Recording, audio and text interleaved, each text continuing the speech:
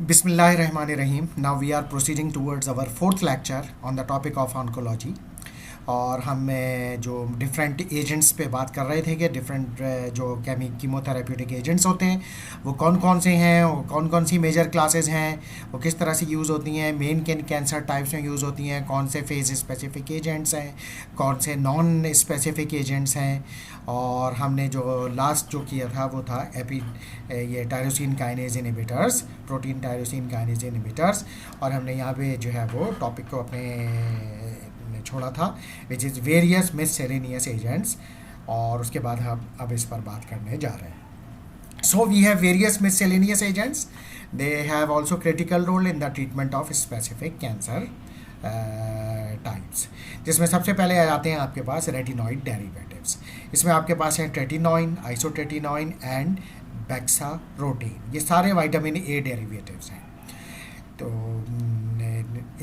tretinoin is a retinoic acid derivative that is used in the treatment of a specific type of acute myelogenous leukemia AML, known as acute promyelocytic leukemia APL, and to help cell differentiation into functionally mature cells. ये agent है। फिर isotretinoin है, is also retinoic acid derivative that is use in the treatment of neuroblastoma, A type of solid tumour seen in the young children.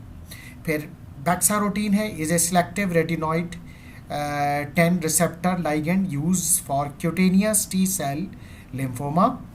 Activation of retinoid receptor leads to regulation of gene expression and apoptosis. तो ये जो है वो इस mechanism के ज़रिए, apoptosis के mechanism के ज़रिए उसको बढ़ा के जो है वो कैंसर सेल्स को किल करते हैं। तो ये हमारे पास जो है वो रेटिनॉइड एसिड डेरिवेटिव है। इसके अलावा आर्सेनिक ट्राईऑक्साइड, आर्सेनिक ट्राईऑक्साइड की अगर हम बात करें, is an anti neoplastic compound used in the treatment of APL, means acute promyelocytic leukemia, that may induce selective apoptosis of APL cells। यानी APL जो सेल्स होते हैं, ल्यूकेमिया सेल्स जो होते हैं, उनमें एपोप्टोसिस को प्रमोट करता है। जब तक एपोप्टोसिस प्रमोट होगा तो तेज़ी से वो सेल किल होना शुरू हो जाएंगे। इसके अलावा फिर हमारे पास है bortezomib, is a proteasome inhibitor currently used in patients with multiple myeloma and under investigation for the treatment of several other types of cancer। तो मल्टीपल माइलोमा में तो इसकी एक्टिविटी प्रूवन है, लिटरेचर अवेलेबल है, लेकिन दूसरे कैंसर्स पर भी इसकी इन्वेस्टिगेशन यानी रिसर्च चल रही है। ये क्या करते हैं? Proteasome inhibitor. Proteasomes are enzymes complex that are responsible for degrading protein that control the cell cycle. तो प्रोटियोसोम जो है वो कौन से एंजाइम है जो that are responsible for degrading protein that control the cell cycle. तो ये क्या करेंगे? bortezomib is a specific in that it interfere with the degradation of nuclear factor kappa beta. Nuclear factor kappa beta is released from its inhibitory partner protein and moves to the nucleus. When the inhibitory partner does not degrade because of action of bortezomib, nuclear factor kappa beta is prevented from transcribing the gene that promote the cancer cells. यानी basically ये degrading जो enzymes जो होते हैं इनको जो है वो बढ़ा देते हैं। तो उससे फ़ायदा ये होता है कि वो जो सेल्स की जो ग्रोथ होती है वो अरेस्ट हो जाती है, क्योंकि उनका ट्रांसक्रिप्शन का प्रोसेस स्टॉप हो जाता है। तो इस मैकेनिज्म के ज़रिए ये इन सेल्स, कैंसर सेल्स को किल करते हैं। नेक्स्ट क्लास जो है इसमें थैलिडोमाइड और लीनालिडोमाइड है। ये क्या है? They are immunomodulatory agents with various mechanisms of action. कैसे काम करेंगे? They work as angiogenesis inhibitor by interfering with the growth of the new blood vessels needed for tumor growth and survival। अच्छा, अब होता ये है कि cancer cells की तादाद जैसे जैसे बढ़ने लगती है, ट्यूमर साइज जैसे जैसे बढ़ने लगता है, तो वहाँ पे नए ब्लड वेसल्स भी बनने लगते हैं, जिसको कहा जाता है एंजियोजेनेसिस। क्योंकि लाजिम बात है जब वहाँ पे ट्यूमर सेल्स यानी सेल्स की तादाद बढ़ेगी तो उन सेल्स को न्यूट्रिशन भी चाहिए, यानी ग्लूकोज भी चाहिए और दूसरे सब्सटेंसेस भी चाहिए, इसके अलावा ऑक्सीजन भी चाहिए। तो ये सब चीज़ें वहाँ कौन पहुँचाएगा? डेफिनेटली ब्लड वेसल्स में ब्लड पहुँचाएगा। तो अगर कोई ऐसा सब्सटेंस ऑल्सो जो इस एंजियोजेनेसिस को इनिबिट कर दे, यानी जो ब्लड वेसल्स फॉर्म हो रहा है इसको इनिबिट कर दे, तो इससे क्या होगा कि ब्लड सप्लाई रुक जाएगी। जब ब्लड सप्लाई रुक जाएगी तो वो जो कैंसर सेल्स हैं उनको फूड नहीं मिलेगा, न्यूट्रिशन नहीं मिलेगा, ऑक्सीजन नहीं मिलेगी, तो फिर इस तरीके से वो कैंसर सेल्स जो होंगे वो किल होना शुरू हो जाएंगे। तो ये जो थैलिडोमाइड है और लिनालिडोमाइड है ये फंक्शन, इस तरह का फंक्शन इन कैंसर्स में करते हैं। They inhibit the production of tumour necrosis factor alpha, TNA alpha production, and induce oxidative damage to DNA and help stimulated human T cells, यानी T किलर सेल्स जो हैं वो इसको स्टिमुलेट करते हैं ताकि वो इस एंजियोजेनेसिस को इनिबिट करें और इन सेल्स को किल करें, ब्लड सेल्स, जो ब्लड वेसल्स के जो सेल्स हैं ब्लड वेसल्स को किल करें। They can be use as treatment for multiple myeloma in combination with dexamethasone. Dexamethasone के साथ कॉम्बिनेशन में ये मल्टीपल माइलोमा जो कि which is one type of cancer उसमें यूज किया जाता है। इसके बाद आप आइए तो फिर आपके पास हार्मोन्स हैं। Hormones are a class of heterogeneous compounds that have various effects on cells. इनके किसी के जो है इनिबिटरी इफेक्ट है, किसी का कोई इफेक्ट है, किसी का इम्यूनोसप्रेसिव इफेक्ट है, तो बहरहाल ये जो है वो डिफरेंट इनके रोल हैं। इसके अलावा आपके पास आ जाएंगे फिर बायोलॉजिकल और बायोलॉजिक रिस्पॉन्स मॉडिफायर। ये क्या करेंगे? ऑल्टर और enhance the patient's immune system to fight cancer और to lessen the side effect of the cancer treatment. तो ये जो बायोलॉजिक रिस्पॉन्स मॉडिफायर होते हैं इनका एक फंक्शन तो ये है कि ये क्या करेंगे? इम्यून सिस्टम को इन्हेंस करेंगे ताकि वो कैंसर से फाइट कर सके। इसके अलावा lessen the side effects of cancer treatment. Examples are given in table 50.2। Table 50.2 को अगर हम एक नज़र देख लें तो हमारे पास जो है वो क्या है? इस टेबल में biologic agents use in oncology. इसमें आपके पास साइटोकाइंस हैं। साइटोकाइंस में आपके पास इंटरफेरॉन अल्फा 2A 2B जिसको इंट्रॉन ए भी कहा जाता है। इसकी इंडिकेशन क्या है? किस सिचुएशन में दिया जाता है? Malignant melanoma, chronic myelogenous leukaemia, hairy cell leukaemia, Kaposi sarcoma, chronic hepatitis B and C, follicular lymphoma. Toxicity इसकी क्या है? Flu like syndrome, anorexia, depression and fatigue. अच्छा, इंटरल्यूकिन 2 ये यूज़ किया जाता है रीनल सेल कार्सिनोमा में और मैलिग्नेंट मेलेनोमा में। इसकी toxicity chills, fever, dyspnoea, pulmonary congestion, oedema, nephrotoxicity, hypotension, mental status changes, anaemia, thrombocytopenia, diarrhoea, nausea, vomiting. Interleukin 11 जिसको ऑपरिल वीकेन भी कहा जाता है, ये यूज़ किया जाता है थ्रोम्बोसाइटोपिनिया में। यानी इंटरल्यूकिन 11 जो है वो बेसिकली थ्रोम्बोसाइटोपिनिया को रिवर्स करता है। यानी अगर जो प्लेटलेट काउंट कम हो रहे हैं तो उसको बढ़ाने के लिए इंटरल्यूकिन 11 दिया जाता है। इसके साइड इफेक्ट्स या टॉक्सिसिटीज़ क्या है? Fluid retention, peripheral oedema, dyspnoea, tachycardia, atrial oedema, dizziness and blurred vision. इसके अलावा फिलग्रेस्टिन जिसको ग्रेन्युलोसाइट कॉलोनी स्टिमुलेटिंग फैक्टर भी होते हैं, ये क्या करते हैं? Decrease incidences and duration of neutropenia, haematopoietic stem cell mobilisation. यानी बेसिकली वो ये है कि वाइट ब्लड सेल्स की काउंट को बढ़ाते हैं, क्योंकि जब कैंसर ट्रीटमेंट दिया जाता है तो मैंने बताया था बोन मैरो सेपरेशन की वजह से थ्रोम्बोसाइटोपिनिया भी, यानी तमाम बोन ब्लड सेल्स जो होते हैं वो कम होना लगते हैं, यानी RBC भी, WBC भी और प्लेटलेट भी। तो अगर प्लेटलेट बहुत कम होने लगे तो ये इंटरल्यूकिन 11 देते हैं, और अगर वाइट ब्लड सेल कम होने लगे तो ये फिलग्रेस्टिन देते हैं या पैगिलेटेड फिलग्रेस्टिन देते हैं या सरग्राम नोस्टिम देते हैं। ये तीनों का काम यही है, ये इनके एडवर्स इफेक्ट्स हैं। इसके बाद है ईपोइटिन अल्फा एंड डर्बीपोइटिन अल्फा। ये RBC को जो है बढ़ाते हैं। एरिथ्रोपोइटिन अल्फा है, ये क्या है? वही एनीमिया, जब एंटी कैंसर ड्रग की वजह से बोन मैरो सप्रेशन होगा तो RBC भी कम होंगे। जब RBC कम होंगे तो फिर RBC की तादाद बढ़ाने के लिए ईपोइटिन अल्फा या डर्बीपोइटिन अल्फा दिया जाता है। तो वही जो है वो इन केसेस में दिया जाता है। इसके अलावा फिर आपके पास और एजेंट्स हैं मोनोक्लोनल एंटीबॉडीज़। इसमें आपके पास हैं एलिम्टुजिमैब, ये किस में दिया जाता है? B cell chronic lymphocytic leukaemia में। Infusion related fever, chills, rash, hypotension, shortness of breath, nausea, vomiting, ये होता है इसमें। बेविसिजिमैब मेटास्टेटिक कोलोरेक्टल कैंसर में यूज़ होती हैं ये जो मोनोक्लोनल एंटीबॉडी है। इसके अलावा non small cell lung cancer यानी non squamous cell carcinoma. Toxicity, hypertension, proteinuria, GI perforation. अच्छा, cetuximab metastatic colorectal cancer, rash होते हैं, infusion related reaction, fatigue, nausea, vomiting, diarrhoea. इसके अलावा ibritumomab tiuxetan non Hodgkin's lymphoma में use होता है। Fever, chills, hypersensitivity, rigor, myelosuppression, ये इसकी टॉक्सिसिटीज़ है। Panitumumab epidermal growth factor receptor expressing metastatic colorectal carcinoma with progression or following fluoropyrimidine, oxaliplatin, irinotecan containing chemotherapy region इनके साथ combine करके दिया जाता है। इसकी टॉक्सिसिटी वही rash, skin rash, erythema, dry skin, skin fissure, exfoliative dermatitis और इसके अलावा डायरिया। इसके अलावा आपके पास है राइटिक्सीमैब है नॉन हॉजकिन लिम्फोमा में, टॉसिट्यूमैब है ये भी नॉन हॉजकिन लिम्फोमा में, hyper sensitivity, fever, chills, rigor, ये इनके टॉक्सिसिटीज़ हैं। ट्रास्टिज्यूमैब ब्रेस्ट कैंसर में यूज़ होती है, हर्सेप्टिन कहलाती है, ये ब्रांड नेम इसकी है।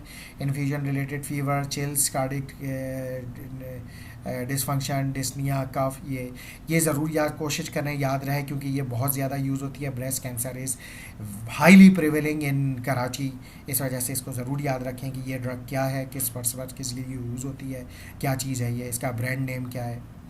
इसके अलावा इम्यूनोटॉक्सिन्स हैं, denileukin, diftitox, cutaneous cell lymphoma में यूज़ होते हैं। एक्यूट हाइपर सेंसिटिविटी इसकी टॉक्सिसिटी है। Hypotension, dyspnoea, rash, chest pain, tachycardia, vascular leak syndrome, dizziness, nausea, vomiting, diarrhoea, ये सारे इसके एडवर्स इफेक्ट हैं। तो ये थे इस टेबल में हमने एक जायज़ा ले लिया उन तमाम एजेंट्स का जो कि बायोलॉजिक रिस्पॉन्स मॉडिफायर कहलाते हैं। अब हम थोड़ा सा पढ़ लेते हैं यहाँ पे टेक्स्ट में इनके बारे में क्या लिखा है। Cytokines are soluble factors secreted or released by cells that affect the activity of other cells and or the secreting cell itself. And these agents generally act as regulatory or hematopoietic growth factors. Like वही था जो हमने देखा था कि अभी interleukins थे, different type के इंटरफेरॉन थे, इसके अलावा फिल्ग्रास्टिम था, इसके अलावा जो है वो इरेथ्रोपोइटिन अल्फा, डर्बीपोइटिन अल्फा, ये थे जो कि वो बोन मैरो सप्रेशन की सूरत में दिए जाते हैं। अच्छा, मोनोक्लोनल एंटीबॉडीज़ क्या हैं? Monoclonal antibodies are recombinant antibodies designed to identify cancer specific antigens and bind to antigens on patient cancer cells and allow the patient's immune system to eliminate these cells. यानी ये antigen cancer cell के साथ की protein के साथ या antigen के साथ बाइंड हो जाते हैं, फिर इम्यून सिस्टम को प्रोवोक करते हैं कि वहाँ पे वो टी किलर सेल्स या एंटीबॉडीज़ को लेकर आए और उन जो कैंसर सेल्स हैं उनको किल करना शुरू कर दें। Some monoclonal antibodies have been conjugated to radioisotopes, like for example Abritumumab, Taxotere. फ़ायदा क्या होता है? To help target cytotoxic therapy to the tumour cells. तो इससे क्या होता है कि इससे रेडियो एक्टिविटी रिलीज़ होती है। एक तो लोकेशन का पता चल जाता है कि कहाँ पर वो कैंसर सेल्स हैं, क्योंकि जैसे हमने ये बात की कि कैंसर सेल के एंटीजन के साथ ये वाली मोनोक्लोनल एंटीबॉडीज़ जाकर बाइंड होती हैं। तो जब ये इनके साथ जाकर बाइंड होंगी तो फिर उस सूरत में फिर वो हमें वहाँ से जब रेडियो एक्टिविटी रिलीज़ होगी तो उससे पता चल जाएगा कि ये ट्यूमर सेल कहाँ हैं और फिर वो ट्यूमर सेल जो है वो कितने श्रिंक हो रहे हैं इस ड्रग के ज़रिए। इसके अलावा बाज़ दफ़ा ये जो रेडियो एक्टिविटी होती है ये ख़ुद भी यूज़ की जाती है, रेडिएशन इसकी यूज़ की जाती है टू किल द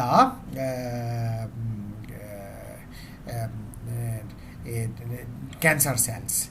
अच्छा, इसके बाद है आपके पास bevacizumab is a chimeric monoclonal antibody. ठीक है, अब सबसे पहला तो सवाल ये पैदा होता है ये काइमेरिक क्या होता है? मोनोक्लोनल एंटीबॉडी तो ठीक है, समझ आ गया।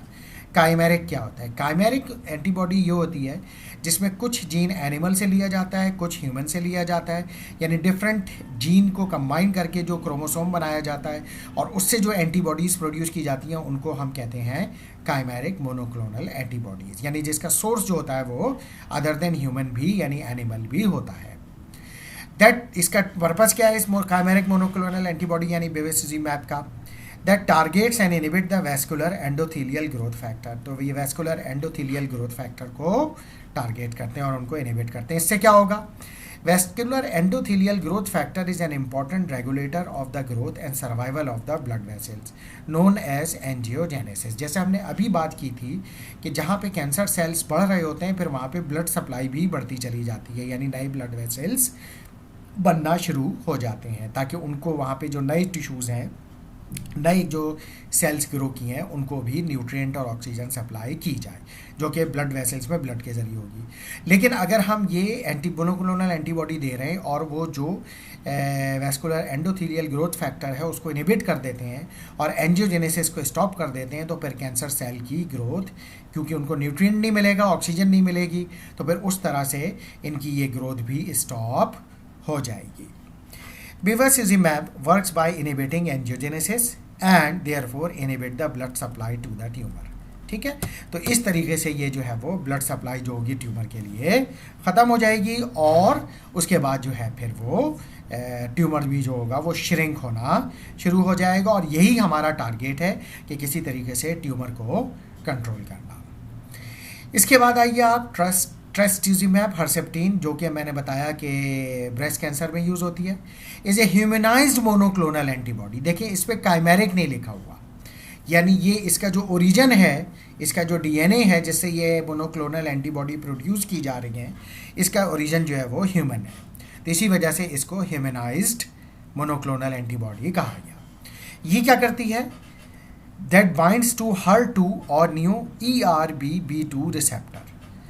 अच्छा ठीक है, इस रिसेप्टर से बाइंड होती है, लेकिन this receptor is over express in many patients with breast cancer. देखा ये गया है, रिसर्च से साबित ये हुआ है कि हर वो खातून जिनको ब्रेस्ट कैंसर हुआ हो उनमें ये देखा गया है ज़्यादातर ये वाला जो जीन होता है HER2 या ERBB2 जीन जो होता है ये ओवर एक्सप्रेस हुआ होता है, जिसकी वजह से ब्रेस्ट कैंसर हो गया।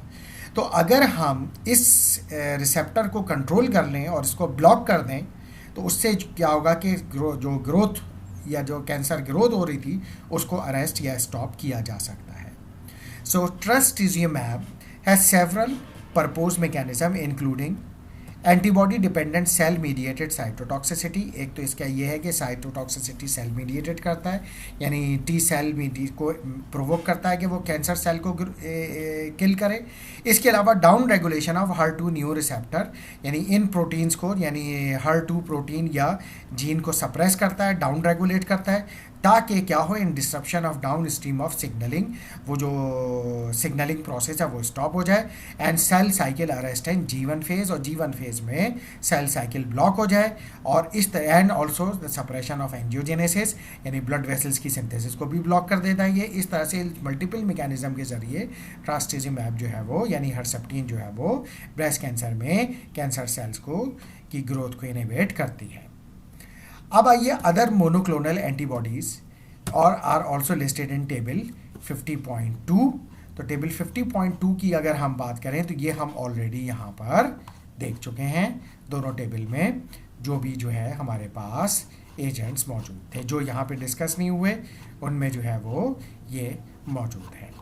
अच्छा जनाब, इसके बाद हम आते हैं इम्यूनोटॉक्सिन्स। जो लास्ट एजेंट था ये वाला इम्यूनोटॉक्सिन डेनील्यूकिन डिफ्टीटॉक्स। तो ये क्या है? इम्यूनोटॉक्सिन और denileukin diftitox is a fusion protein composed of diphtheria toxin and interleukin 2। ठीक है, तो ये किस चीज़ से बने हुए होते हैं ये टॉक्सिन्स? Diphtheria toxin. ये डिप्थेरिया का जो बैक्टीरिया होता है जो कि कोराइनोबैक्टीरियम डिप्थेरिया कहलाता है, उसके टॉक्सिन्स होते हैं, यानी वो जब टॉक्सिन रिलीज करता है तो उसको यूज़ किया जाता है। और इसके अलावा इंटरल्यूकिन 2 इसमें जो है वो इनको कंबाइन करके बनाया जाता है। ये क्या करेगा? It is design to direct the cytocidal action of diphtheria toxin to cells with the interleukin 2 receptor on their surface. इससे फ़ायदा क्या होता है कि ये जो है सब्सटेंस जो होते हैं ये इंटरल्यूकिन 2 रिसेप्टर से जाके बाइंड होते हैं, और जब ये उससे जाके बाइंड होंगे तो फिर डिप्थेरिया टॉक्सिन जो होगा उन सेल को किल करना शुरू कर देगा, यानी साइटोसाइडल एक्शन प्रोड्यूस करेगा। ठीक है, तो इस तरह, क्योंकि diphtheria toxin is toxin which kill the cells. This form of therapy is able to bypass the need for functioning immune system which may be defective in many cancer patients. अब इसका फ़ायदा ये होगा कि ये थेरेपी जो होगी वो बाईपास कर देगी फंक्शनिंग इम्यून सिस्टम का, यानी फंक्शनिंग इम्यून सिस्टम जो होगा वो उससे उसका कोई ताल्लुक़ नहीं होगा, उसको बाईपास करेगी और ख़ुद ही जो होगी वो कैंसर सेल्स को जो है वो किल करना शुरू कर देगी। अच्छा जनाब, इसके अलावा जो काम हो रहा है ट्यूमर वैक्सीन्स पर भी काम हो रहा है। Tumour vaccines like sipuleucel T is a therapeutic patient specific cancer vaccine, ठीक है। It was the first therapeutic cancer vaccine to demonstrate a survival advantage in phase 3 clinical trial. ये अभी क्लिनिकल ट्रायल के प्रोसेस में है और अभी ये इसके जो प्रोसेस है वो कंप्लीट नहीं हुआ है। तो ये अभी जो है वो इस प्रोसेस में है कि डेवलपमेंट के प्रोसेस में है कि देखिए कोई भी ड्रग जो होती है जब वो फेज़ 3 से निकल जाती है तब जाके वो इस काबिल होती है कि वो एक प्रॉमिसिंग ड्रग के तौर पर साबित हो सके। तो यहाँ तक हमने ये तमाम एजेंट्स कंप्लीट कर लिए हैं। अब हम आते हैं इन एंटी कैंसर ड्रग्स की टॉक्सिसिटीज़ को देखते हैं कि टॉक्सिसिटीज़ ऑफ कीमोथेरेप्यूटिक एजेंट्स क्या हैं और इनको काउंटर कैसे किया जा सकता है। अच्छा जनाब, टॉक्सिसिटीज़ की अगर हम बात कर रहे हैं तो chemotherapeutic agents are most toxic to rapidly proliferating cells including mucous membrane, skin, hair, gastrointestinal tract and bone marrow. तो यानी ये कि कीमोथेरेप्यूटिक एजेंट जो होते हैं वो तमाम उन जगहों पे जहाँ पे सेल्स की ग्रोथ ज़्यादा होती है उन तमाम के लिए टॉक्सिक यानी उन पर किलिंग इफेक्ट डालते हैं।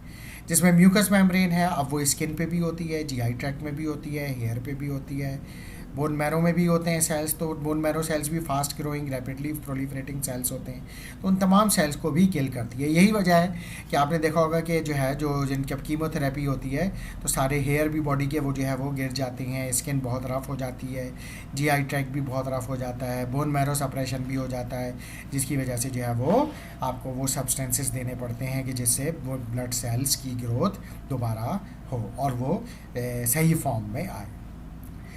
अच्छा जनाब, सबसे पहले है फिर बोन मैरो सप्रेशन। अब अगर हम बोन मैरो सप्रेशन की बात करें तो bone marrow suppression is the most common dose limiting side effect of cancer therapy and may be one of the most life threatening. तो बोन मैरो सप्रेशन जो है most common dose limiting side effect है। यहाँ पे ये बात ये कह रहे हैं कि most common dose limiting side effect of cancer therapy. अच्छा, इसका मतलब ये हुआ कि अगर जैसे मैंने आपको शुरू में ही बताया था कि जो डोज़ होती है एंटी कैंसर ड्रग की वो हर पेशेंट के लिए अलग होती है। जितनी डोज़ को वो पेशेंट टॉलरेट कर सकता है वो उतनी ही डोज़ में दी जाती है। मिसाल के तौर पर अगर एक पेशेंट को एक सर्टेन डोज दी जा रही है और वो उतनी डोज में बोन मैरो सप्रेशन बहुत ज़्यादा कर रहा है, यानी बहुत तेज़ी से उसके वाइट ब्लड सेल्स भी कम हो रहे हैं, सप्रेस हो रहे हैं, प्लेटलेट भी कम हो रहे हैं, आरबीसी भी कम हो रहे हैं, तो फिर उतनी डोज उस पेशेंट को नहीं दी जा सकती, क्योंकि अगर ब्लड सेल्स बिल्कुल ही बनना बंद हो गए तो वो फिर लाइफ थ्रेटनिंग भी हो सकता है। लिहाजा आप क्या करेंगे कि डोज उस पेशेंट की कम कर देंगे, यानी फिर वही क्या सिचुएशन आ गई, डोज लिमिटिंग। तो ये डोज लिमिटिंग साइड इफेक्ट इस सेंस में होता है।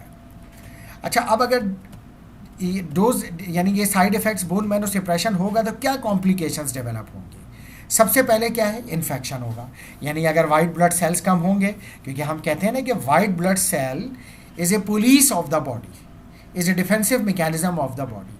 तो अगर वाइट ब्लड सेल्स कम होंगे तो उसके नतीजे में इन्फेक्शंस के चांसेस बढ़ जाएंगे, क्योंकि लाज़मी बात है बॉडी पर जो भी बैक्टीरिया या वायरस अटैक करेगा तो कोई भी वहाँ पे वाइट ब्लड सेल्स मौजूद ही नहीं होंगे, तो जिसकी वजह से वो आसानी से वहाँ पर ग्रो कर जाएगा और वो इन्फेक्शन कॉज करेगा। White blood cells are most effective due to their short life span 6 to 12 hour, कि वाइट ब्लड सेल्स की जो एवरेज लाइफ स्पैन है 6 से 12 घंटे। हर 6 से 12 घंटे के बाद हमारी जो वाइट ब्लड सेल्स होते हैं बॉडी पे वो चेंज हो जाते हैं, यानी पुराने ख़त्म हो जाते हैं और नए आ जाते हैं उसकी जगह पे। तो इनकी लाइफ कम है तो इसलिए ये तेज़ी से कम हो जाते हैं, तो फिर जब ये कम हो जाएंगे तो फिर चांसेस ऑफ इन्फेक्शन बढ़ जाएंगे। A significant decrease in white blood cell count, particularly a neutrophil count less than 500, which is called neutropenia, predisposes the patient to the development of serious infection। यानी आम तौर पर क्या होता है, अगर न्यूट्रोफिल काउंट लेस देन 500 हो जाए, जिसको हम न्यूट्रोपीनिया भी कहते हैं साइंटिफिक टर्मिनोलॉजी में या मेडिकल और फार्मास्यूटिकल टर्मिनोलॉजी में, तो उस कंडीशन में patient is at high risk for the development of serious infection. तो इसका मतलब ये हुआ कि हमें वाइट ब्लड सेल काउंट मुसलसल मॉनिटर करना है कैंसर पेशेंट का, और न्यूट्रोफिल काउंट को 500 से नीचे किसी भी सूरत में नहीं जाने देना। The usual sign and symptoms of infection may be absent and fever may be the only indicator which is called febrile neutropenia. ठीक है, शुरू में जो होगा इन्फेक्शन की साइन में फेब्राइल न्यूट्रोपीनिया यानी सिर्फ फीवर जो होगा वो एक साइन के तौर पर अपीयर होगा। अब इसका क्या करें, इस सिचुएशन को क्या करें? इस सिचुएशन को हैंडल करने के लिए we will give colony stimulating factor. For example granulocyte colony stimulating factor in short which is called G-CSF and granulocyte macrophage colony stimulating factor which is short form in the short form or in the clinical word it is called GM-CSF. इनको use किया जाएगा, may be used to stimulate the neutrophil production and lessen the degree and duration of neutropenia, क्योंकि ये क्या करते हैं कि bone marrow पे जाके इनको कॉलोनी को स्टिमुलेट करते हैं कि वो वाइट ब्लड सेल्स की काउंट को, न्यूट्रोफिल्स की काउंट को, प्रोडक्शन को बढ़ाएं।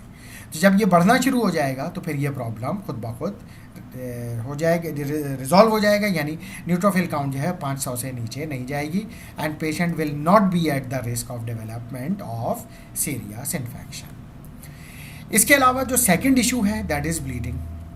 ये क्यों होगा? Because platelets have an intermediate life span of 5 to 10 days। अब क्या होगा, जब प्लेटलेट बोन मैरो सप्रेशन होगा तो प्लेटलेट काउंट भी कम होगी, क्योंकि प्लेटलेट जो होंगे वो भी डिक्रीज होना शुरू हो जाएगा। So decrease platelets which is also called thrombocytopenia can also occur from the chemotherapy. अब इस सूरत में कीमोथेरेपी की सूरत में वही जो होंगे प्लेटलेट काउंट भी कम होना शुरू हो जाएगी, जिससे क्या होगा, which can lead to bleeding and may require platelet transfusion. एक तो हल ये है ऐसी सिचुएशन का कि या तो फिर आप प्लेटलेट दें उस पेशेंट को, प्लेटलेट्स का ट्रांसफ्यूजन करें, या फिर ये एजेंट दें जिसको आपने अभी पढ़ा है ऑप्रिलिविकिन विच इज़ इंटरल्यूकिन 11, ये भी यूज़ होता है। ये क्या करेगा, has been use with the goal of stimulating platelet production. ये क्या करेगा कि बोन मैरो से प्लेटलेट प्रोडक्शन को बढ़ाएगा।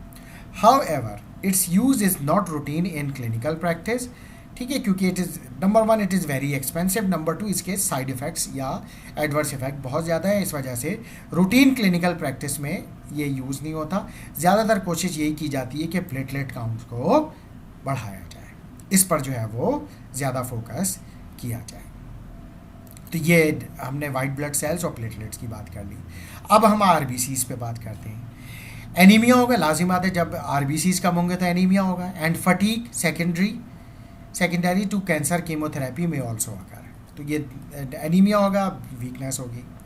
It generally does not occur as quickly as other bone marrow toxicities because of long life span of red blood cells about 120 days। अच्छा, ये बहुत क्विकली अपीयर नहीं होता, यानी इमीडिएटली नहीं होता। उसकी वजह ये है कि जो आरबीसीज प्रोड्यूस हो चुके होते हैं, ब्लड में मौजूद होते हैं, उनकी लाइफ स्पैन 120 दिन होती है। तो इसलिए बोन मैरो अगर वक्ती तौर पे सप्रेस हो भी गया है तो एक ये नहीं होगा कि एकदम फ़ौरन के फ़ौरन एनीमिया होना शुरू हो गया, क्योंकि हमने बात की कि जैसे प्लेटलेट्स हैं या जो वाइट ब्लड सेल्स हैं उनकी लाइफ स्पैन कम होती है, तो उनकी काउंट एकदम तेज़ी से कम होना शुरू हो जाती है, लेकिन एनीमिया यानी जो आरबीसीज हैं उन पर एकदम तेज़ी से फ़र्क नहीं पड़ता है। लेकिन अगर फ़र्क पड़ने लगे, यानी अगर ये कम होना शुरू हो जाए, तो फिर क्या करें? ऐसी सूरत में human recombinant erythropoietin which is called for example epoetin alfa और darbepoetin alfa may be use to increase haemoglobin, ठीक है। तो ये जो है दिया जाता है, जो कि आरबीसी की प्रोडक्शन को बोन मैरो से बढ़ाता है। इसके अलावा डिक्रीज ट्रांसफ्यूजन रिक्वायरमेंट, लाजिम बात है कि अगर बॉडी ये इनसे एरिथ्रोपोइटिन अल्फा से ही जो है वो काम बन जाए, हीमोग्लोबिन नॉर्मल हो जाए, तो फिर ब्लड ट्रांसफ्यूजन की ज़रूरत नहीं पड़ेगी। And also decrease the fatigue, यानी जब हीमोग्लोबिन नॉर्मल होगा तो फिर फटीग भी नहीं होगा, वीकनेस भी नहीं होगी। Recent data suggests that the risk that is tumor progression and thrombosis associated with the use of these agents called erythropoietin stimulating agents in patient with cancer can outweigh their benefits। कुछ recent studies हुई हैं जिसमें ये साबित हुआ है कि erythropoietin alpha देने से क्या हुआ है, पेशेंट को थ्रोम्बोसिस हुआ है और क्लॉटिंग हुई है। तो ये भी एक इशू है। तो बहरहाल अब ये देखना पड़ेगा कि उस पेशेंट को इवेल्युएट करना पड़ेगा कि एरिथ्रोपोइटिन देना ज़्यादा बेहतर है या ना देना ज़्यादा बेहतर है, यानी उसको ट्रांसफ्यूजन करना ज़्यादा बेहतर है। क्योंकि अगर ये ना हो कि हमने एरिथ्रोपोइटिन दिया और वो बेचारा फिर कैंसर से नहीं बल्कि क्लॉटिंग की वजह से वो वो क्लॉट जो है कोरोनरी आर्टरी में बन गया और वो उसका हार्ट अटैक हो गया और वो उसमें उसकी जो है वो पेशेंट की डेथ वाकई हो गई। तो इसलिए जो है इसको देखना पड़ेगा कि यानी उसके जो जो बेनिफिट है उसको एवेल्यूएट करना पड़ेगा कि देने में ज़्यादा बेनिफिट है या ना देने में ज़्यादा बेनिफिट है। ए FDA required RAMS program has been implemented for the use of these agents in patient with cancer। RAMS programme क्या है? Risk evaluation and mitigations programme, कि रिस्क को एवेल्यूएट किया जाए और उसको मिटिगेट यानी मिनिमाइज़ किया जाए। तो इसकी जो सर्टिफिकेशन और ये ज़रूरी है ताकि इस चीज़ का अंदाज़ा लगाया जाए कि आपको क्या ट्रीटमेंट देना है, कितना देना है, कब तक देना है। तो ये जो है वो इस तरीके से किया जाएगा। तो रैम प्रोग्राम इस पर एप्लीकेबल होगा। अच्छा, इसके बाद आइए the time course of myelosuppression, यानी जो बोन मैरो सप्रेशन है वो कितना है, varies with chemotherapy regimen. In general the onset of myelosuppression is 7 to 10 days after the chemotherapy has been administered. ज़्यादातर क्या होता है या जनरली क्या होता है, 7 से 10 दिन के बाद कीमोथेरेपी स्टार्ट करने के बाद बोन मैरो सप्रेस होना शुरू हो जाता है। The lowest point of count called nadir is usually reached in 10 to 14 days, यानी लोएस्ट काउंट जो होती है RBC WBC ख़ासतौर से वाइट ब्लड सेल्स और प्लेटलेट्स की, वो 10 से 14 दिन में पहुंच जाती है। Though for some agents this can be much longer, लेकिन कुछ कीमोथेरेप्यूटिक एजेंट्स हैं उसमें ये 14 दिन से भी काफ़ी गुना ज़्यादा है। रिकवरी ऑफ काउंट यूजुअली अगर इन 2 to 3 weeks, और ये जो रिकवरी होती है यानी बोन मैरो सप्रेशन जो ख़त्म होती है वो ख़त्म होने में 2 से 3 हफ्ते तक लग जाते हैं। अच्छा, फिर आइए the depth and duration. The depth and duration of myelosuppression is related to chemotherapy agent use and dose given. ये हम अभी भी बात कर चुके हैं ऊपर भी वाली लाइन में भी कि कीमोथेरेपी या माइलोसप्रेशन कितना होता है। ये कीमोथेरेपी और कीमोथेरेपी कौन सी है उस पर भी डिपेंड करता है, और रेजिमेन हम क्या यूज़ कर रहे हैं उस पर भी डिपेंड करता है। अच्छा, drugs that can cause severe myelosuppression, यानी वो ड्रग्स जो फेमस हैं सीवियर माइलोसप्रेशन के लिए, उसमें आपके पास इंक्लूड है carmustine, cytarabine, daunorubicin, doxorubicin and paclitaxel. Some chemotherapy agents cause little or no माइलोसप्रेशन।